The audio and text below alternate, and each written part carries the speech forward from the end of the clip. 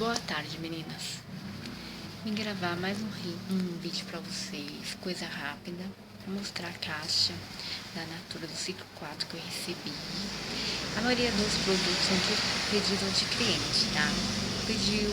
Foi um hidratante de algodão que é pra loja e o caiaque que eu pedi uma colônia também que é pra loja, tá? Olha, pedi um desodorante, caiaque, pulso.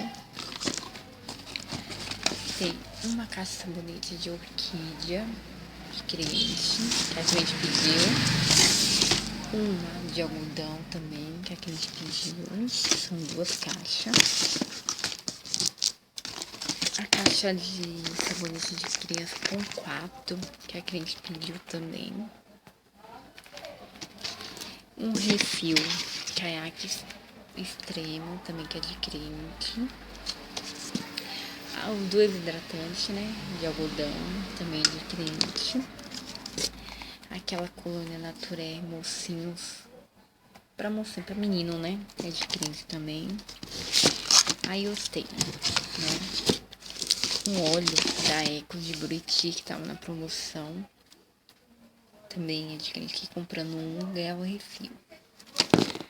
E 2 com 5 unidades da sabonete Soul. Lá, deixa eu virar aqui, sei dizer, né? É de criança também, são as 2 unidades, cada um com 5, que tá R$13. E aí pra loja eu pedi um hidratante de algodão e uma colônia caiaque, que já tá aqui incluso. E mais um caiaque urbano, que também é de cliente. Aí veio a revista do 6, né? Depois eu vou estar mostrando pra vocês direito.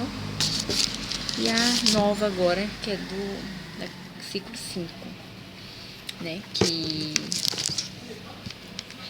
Que vai até o dia 13/4. Espero, gente, que vocês tenham gostado. Me desculpe, mas é porque tá meio ruim com o celular, fica difícil mostrar eu e tá gravando, né?